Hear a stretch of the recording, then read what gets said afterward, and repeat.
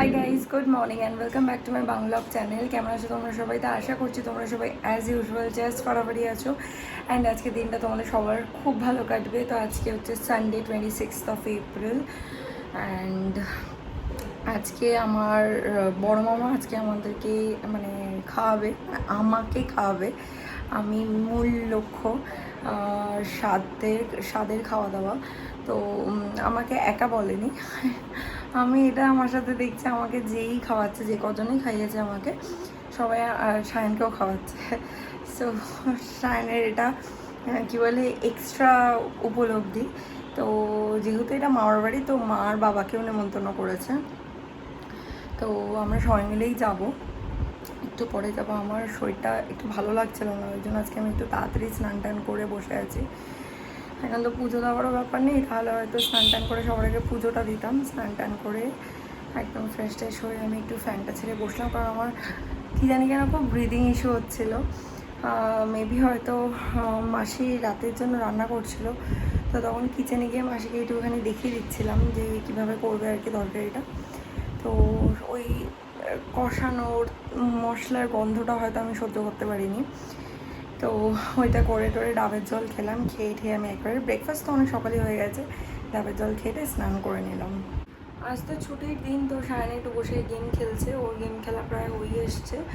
ও উঠলে ও স্নান টান করে ঠাকুরকে পুজোটা দেবে, আর ইন দ্য মিন টাইম ওই যিনি ঘর পোছেন উনি জাস্ট ঘরটা পুছে দিল এইবারই আর কি।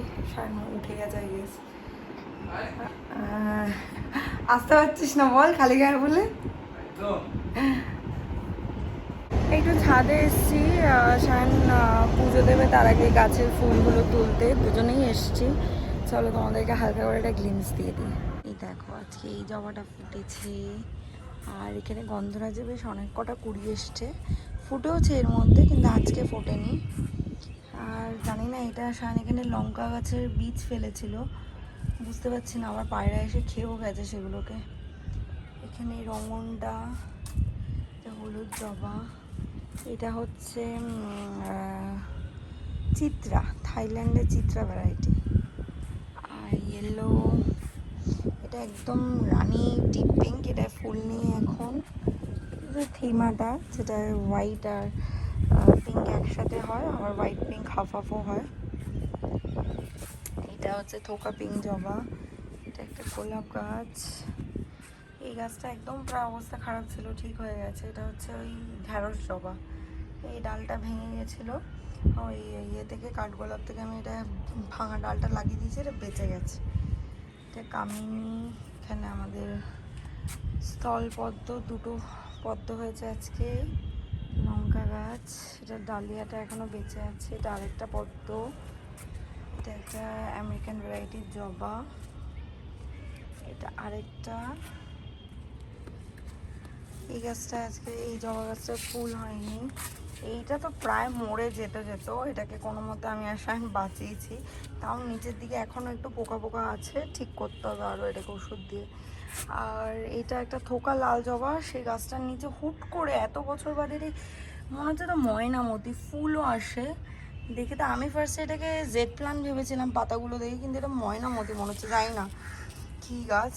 এটা হচ্ছে থোকা চাইনিজ টগর, যেটা ওইটা, দুটো ফুল হয়েছে। অ্যালাভেন্ডাটা তো ফুল এসছে।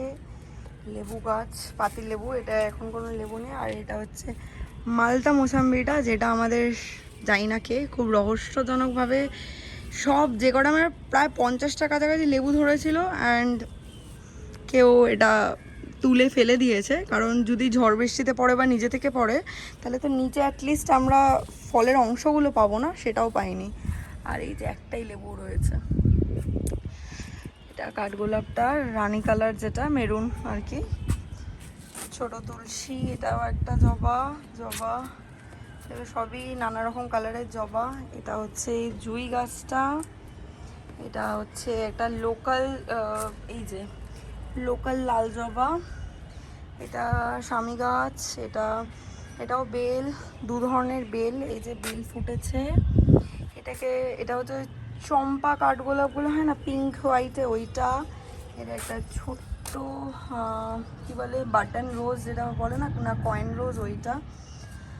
এটা হচ্ছে একদম ইয়েলো একটা জবা, তার মধ্যে দিয়ে নিজে থেকেই মোরগ ঝুঁটিটা বেরিয়েছে।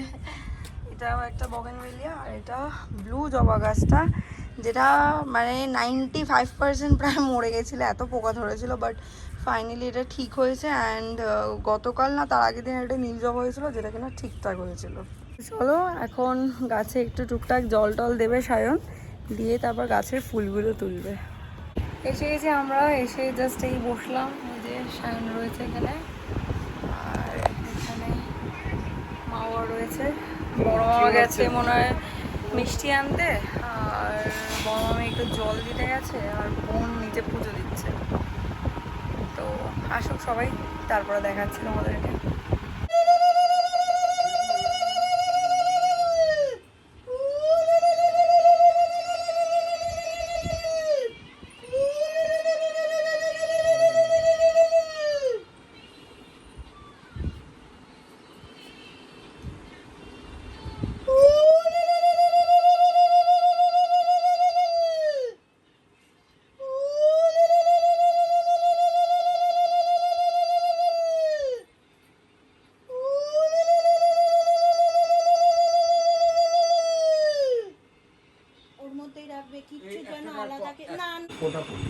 চামচে নিয়ে নাও, চামচে নিয়ে নাও, চামচে নিয়ে ওখানে কারো দই দেওয়ার পায়েস দেওয়ার ব্যাপারটা আমি রাখবোই না, সবাই এমনি ধান দুব্বো দেবে।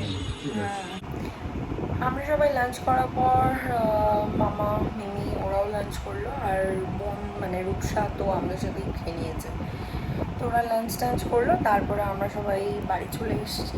এসে সবাই একটু রেস্ট নিচ্ছিলাম, কারণ দুপুরের লাঞ্চের পর আমার তো এখন অভ্যেস, আর সানডে মানে বাবা সায়নও একটু রেস্ট নেয়। তো বাবা তো মানে খাওয়ার পর থেকে বলছে বাড়ি চল ঘুম পাচ্ছে।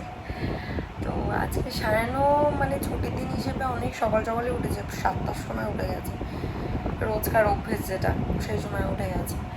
তো ও এসে আজকে সিএসকে খেলা হচ্ছিল, ওটা দেখছিল, কিন্তু খেলা দেখতে দেখতে বেচারা ঘুমিয়ে পড়েছে। তা আমি আর ঘুমাইনি দুপুরবেলা, আমি সাধারণত দুপুরবেলা করে একটা ঘুমাই না।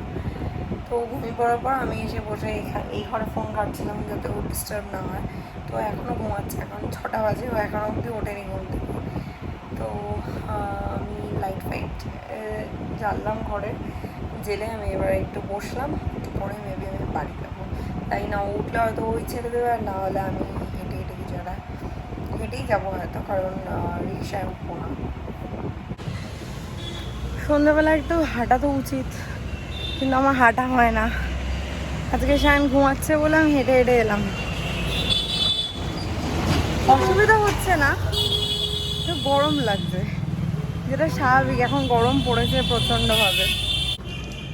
চলে এসেছি বাড়িতে, ভেতরে গিয়ে একটুখানি বসে ভালো করে ঠান্ডা হয়ে তারপরে চা বিস্কিট খাবো। চা খাইনি কারণ সায়ন ওঠেনি, তাই আমি নিজের একার জন্য চা করিনি আজ। সন্ধ্যাবেলা মা বানিয়ে দিয়েছে এখানে গরম গরম পেঁয়াজি আর সাথে মুড়ি। তো চলো এখন আমি আর মা মিলে খাই।